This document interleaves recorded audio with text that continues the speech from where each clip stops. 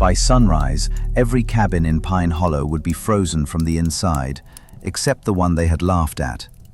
And the only reason anyone survived was the cold stone floor a widow had built with her bare hands.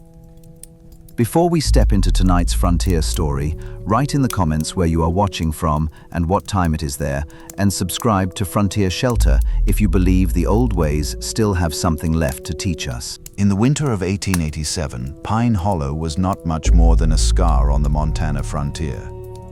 A crooked line of cabins stood against a valley of white grass, black pines, and distant mountains that looked blue when the sun was kind and iron gray when the weather turned. The town had no church bell yet, no proper schoolhouse, and no doctor who stayed longer than one season. It had a general store, a blacksmith shed, a frozen well, and a dozen families who had come west believing that land could forgive what life had taken from them, but the land forgave slowly. It made every man prove himself with an axe. It made every woman prove herself with hunger, smoke, loneliness, and cold. And if a person arrived with soft hands, Pine Hollow noticed. If a person arrived without a husband, Pine Hollow noticed even more. That was how they noticed Eliza Hart. She came in late September when the leaves along the creek had already gone yellow and the first frost had silvered the grass. She arrived in a wagon with one mule, 2 trunks, 3 iron pots, a sack of seed beans, and a black dress that had been mended so many times the seams looked like little roads across the cloth. Her husband, Thomas, had died 6 months earlier on a logging slope near Helena. 1 loose chain, 1 rolling pine, and a life built over 12 years had ended before noon. Eliza did not speak much about him. When people asked, she would simply say, "He was a good man." And then she would turn the conversation back to weather, supplies, or work. She had no children, no brothers in the territory, no father coming behind her with tools and cattle. Only a homestead claim at the far end of the valley, where the creek bent east and the wind came down hard from the mountains. The men in town watched her unload her wagon and shook their heads. A woman alone was not impossible on the frontier, but a woman alone heading into winter with only 1 mule and no finished cabin was something close to a death sentence. "She'll last until Christmas," said Josiah Bell, who owned the largest cabin in Pine Hollow and never let anyone forget it. "Less than that," said another man. "First real snow will send her running back east." Eliza heard them. She was standing beside her wagon, untying a roll of canvas, her hair pinned beneath a dark wool bonnet. She paused only long enough to look across the muddy road at the men outside the store. Then she went back to work. That was the first thing Pine Hollow learned about Eliza Hart. She heard everything. She answered almost nothing. Her claim had a cabin on it, but barely. Thomas had started it before his death, intending to bring her west in spring. The walls were rough pine logs, notched unevenly, with gaps that let daylight through. The roof was half finished, the chimney only waist-high, and inside there was nothing but hard-packed dirt, mouse droppings, and the smell of damp wood. Most settlers would have rushed to lay planks across the floor before the cold came. A wood floor meant civilization. It meant a proper home. It meant a woman could sweep, kneel, cook, and pray without living on the same earth as the animals. But Eliza did not have enough money for planks. The lumber at the store was priced for families with cattle, not widows with 1 mule. The sawmill was too far north. The wagon road was already turning to mud. Every man she asked wanted either cash she did not have or a promise she refused to make, so Eliza walked down to the creek. At first, people thought she was gathering washing stones. Then they saw the mule dragging a sled behind her, loaded with flat river rock. Morning after morning, she bent over the icy water, choosing stones with care. Wide ones, smooth ones, heavy ones. Stones the color of ash, smoke, and old bone. She brought them back to the cabin and stacked them beside the door. By the end of the week, the pile was as high as her waist. Children began to wander by and stare. "What are you building, Mrs. Hart?" one of them asked. "A floor," Eliza said. The boy blinked. "Out of rocks." "Out of what I have." That answer traveled through Pine Hollow faster than smoke. By evening, the whole store had heard of it. A stone floor, in a cabin, in Montana. Josiah Bell laughed so hard he slapped his knee. "A stone floor will freeze her feet clean off," he said. "She'll wake up one morning stuck to it." The others laughed with him. They imagined Eliza stepping from bed onto cold rock, hopping around like a startled hen. They imagined her trying to scrub dirt out from between the stones. They imagined snakes, spiders, damp, frost, and every other punishment they believed foolishness deserved. But Eliza kept working. She dug out the dirt inside the cabin one shallow layer at a time. She hauled sand from the creek bank, mixed clay with ash, and spread it with a flat board. Then she laid the stones close together, pressing each one into place like a thought she refused to surrender. It was slow work. Her hands cracked, her knees bruised. Cold water stiffened her fingers until she could barely bend them at night. Some stones would not sit flat, and she had to pry them up, turn them, and try again. Others broke under the hammer. More than once she stood in the middle of that unfinished floor, breathing hard, alone in the dim light, wondering if the town was right. Maybe it was foolish. Maybe she was only making a grave with walls around it. But then she remembered Thomas. He had grown up in a stone cottage back east, in a country where winters were wet and long. He used to tell her that stone was not just cold. Stone remembered. If you gave it warmth, it held warmth. If you gave it sun, it kept a little. If you built around it properly, it could be a friend. So Eliza built as if Thomas was still explaining it to her. She set the largest stones near where the stove would stand. She made the floor slightly higher at the center so water would never gather beneath her bed. She packed the cracks with clay and sand until no draft came through.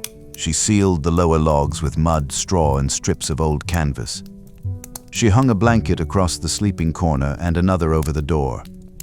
By the time the first snow came, Eliza Hart had a roof, a chimney, a small black stove, one table, one chair, a narrow bed, and a floor that made Pine Hollow laugh every time someone mentioned it. The laughter did not bother her as much as the silence that came after. Laughter, at least, was honest. Silence meant people had decided her fate and were waiting for winter to prove them right. November settled over the valley like a warning. The creek froze at the edges. The pines stopped whispering and began to creak. Smoke rose from the cabins in long gray ropes. The men split wood until their shoulders ached, and the women stored beans, flour, salt, pork, and dried apples wherever mice could not reach. Eliza worked harder than any of them. She gathered fallen branches from the creek bottom. She stacked firewood beneath a slanted lean-to she built from scrap boards. She filled cloth sacks with dry grass and pushed them into the spaces near the roof. She saved every scrap of wool, every strip of canvas, every piece of paper that could be used to start a fire or block a crack. And every evening after the sun dropped behind the mountains, she lit the stove and sat very still. At first, the stones beneath her feet were cold. Then, slowly, they changed. The heat from the stove spread outward, not quickly, not like flame, more like memory. The stones nearest the stove warmed first, then the ones beside them, and after a few hours the floor held a deep, steady comfort that did not vanish the moment the fire dropped. Eliza learned where to place her boots. She learned which stones stayed warm longest. She learned that if she banked the stove before midnight, the cabin would still be bearable at dawn. She never told Pine Hollow. Pine Hollow would not have listened. By early December, Josiah Bell had begun showing visitors his own new floor. It was made of pine planks, clean and pale, raised a few inches above the dirt with little air spaces beneath. Proper floor, he would say, not a creek bed. His wife, Margaret, would smile politely, though she was not as cruel as he was. She had seen Eliza's hands at the store one afternoon, split at the knuckles and raw from cold water, and she had looked away with a kind of shame she did not know what to do with. Still, Margaret said nothing. On the frontier, pity was expensive, and friendship with the wrong person could cost more than flour. The weather turned on December 17th. It began with a warm morning. That was what everyone remembered later. The day the valley almost died began with a softness in the air. Snow slid from roofs. Chickens came out from beneath sheds. The road turned to brown slush, and children ran without mittens until their mothers scolded them. By afternoon, the mountains disappeared, not behind clouds, behind a wall. A dark, moving wall that rolled down from the northwest as if the sky itself had come loose and was dragging across the land. Old Caleb Rusk saw it first. Caleb lived beyond the blacksmith shed in a cabin so low and ugly it looked like part of the hillside. He had trapped beaver before half the town was born and had lost 2 toes to frostbite, 1 ear to a knife, and all patience for fools. He stepped into the road, looked at the sky, and spat into the snow. Then he shouted one word. Inside, the men laughed at first. Then the wind hit. It came with no mercy and no beginning anyone could measure. One moment the air was damp and mild. The next, it was a blade. It drove needles of ice into faces, slammed shutters against walls, ripped smoke sideways from chimneys, and turned every loose thing in Pine Hollow into a weapon. A washboard flew across the road. A chicken coop broke apart. Somebody's hat vanished toward the creek and was never seen again. By dusk, the snow was no longer falling. It was traveling sideways. Families barred their doors. Mothers pulled children from windows. Men cursed while trying to bring in one last armload of wood. Horses screamed in barns. Dogs crawled under beds. The valley disappeared into white darkness. Inside her cabin, Eliza listened. She had seen storms before, but not like this. The wind did not sound like wind. It sounded alive. It pressed against the walls with long, heavy breaths, then struck in sudden blows that made the roof beams groan. Snow hissed through any crack she had missed. The door trembled against its latch. Eliza did not panic. Panic wasted heat. She moved slowly because slow hands made fewer mistakes. She checked the stovepipe. She set 2 heavy stones against the bottom of the door. She pulled the wool blanket across the sleeping corner, then took it down again and hung it over the coldest wall. She filled the kettle, placed it near the stove, and wrapped her spare shawl around the water bucket so it would not freeze solid. Then she knelt and touched the floor. The stones were warm, not hot, not comforting in the way a summer hearthstone might be, but warm enough, steady enough. The cabin, for all its roughness, was holding. Across town, Josiah Bell was discovering that a proper floor could be a cruel thing.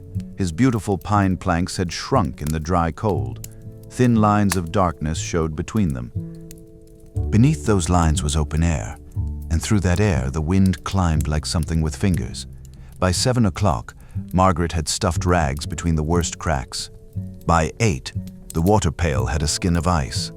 By 9, their youngest child, Anna, was crying because her toes hurt. Josiah threw more wood into the stove. The flames rose.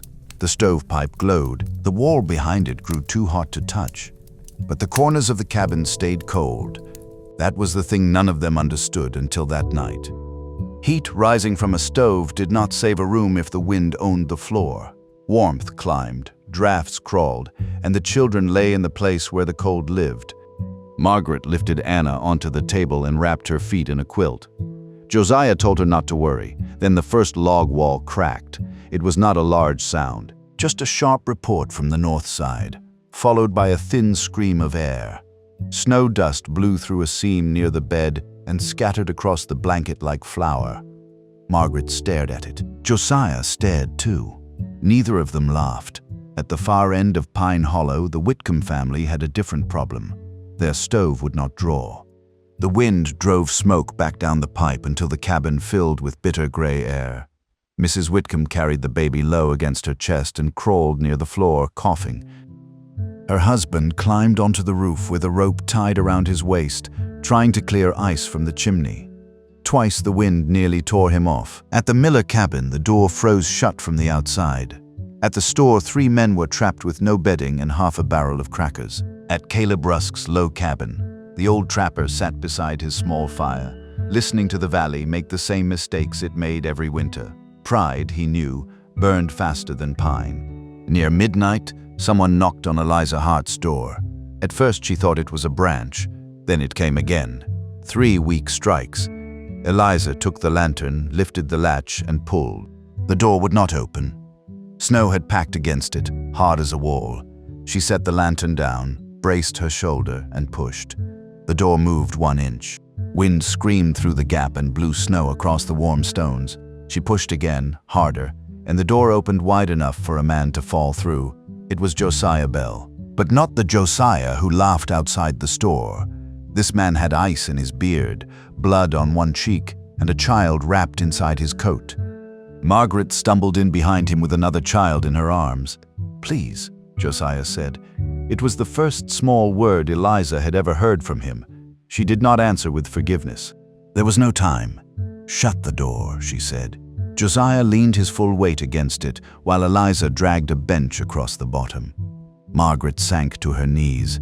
The child inside Josiah's coat made a sound like a kitten. Eliza moved quickly, by the stove. "Not too close. Take off their wet socks. Margaret, rub her feet with your hands, not by the fire. Slowly." Margaret obeyed without question. Josiah looked down. His boots were standing on the stone floor. He felt it then. The warmth.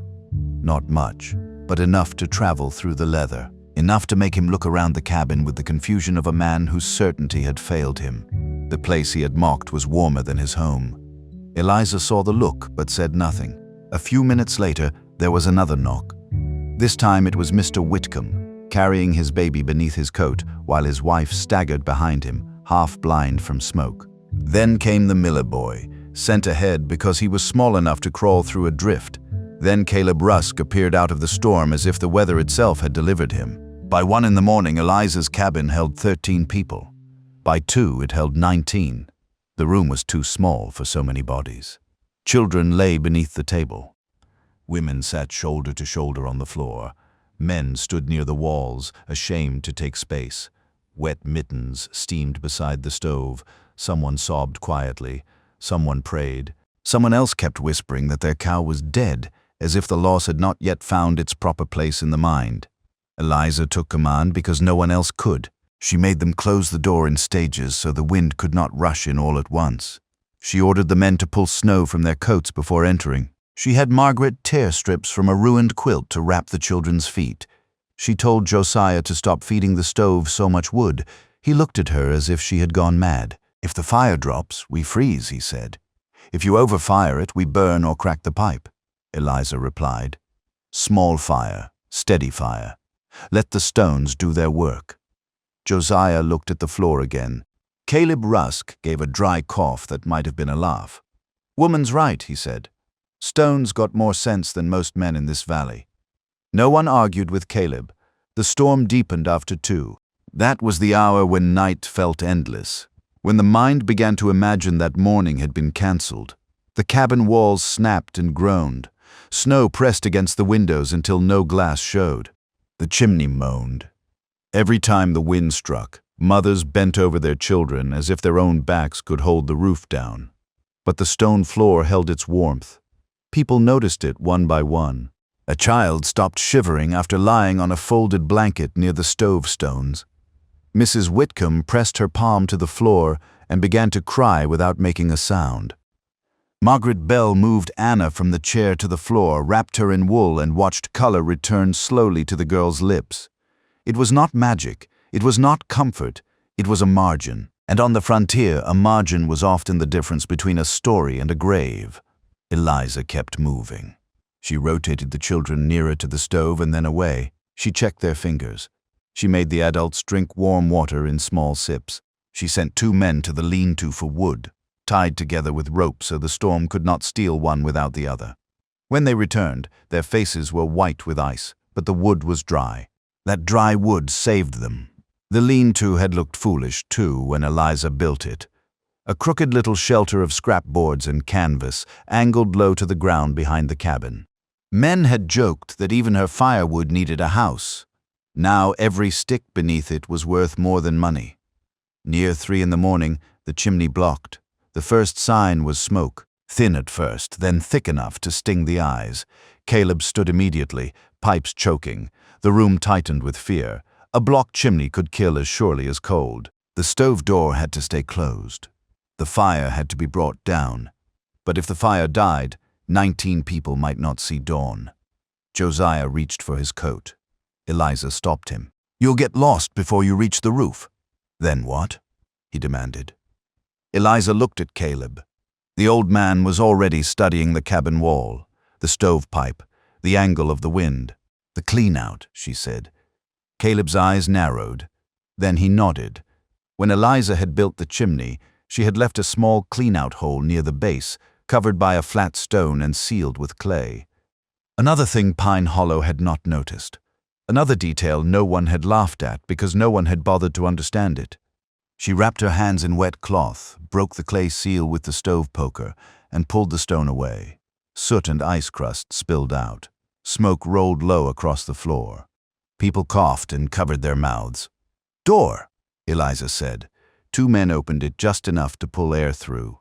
The storm clawed at the gap. Eliza worked by touch, scraping, clearing, choking on smoke. Her eyes streamed, her fingers burned even through the cloth. At last the pipe gave a sudden hollow breath, and the smoke lifted upward again. A murmur passed through the cabin. Not joy, not yet.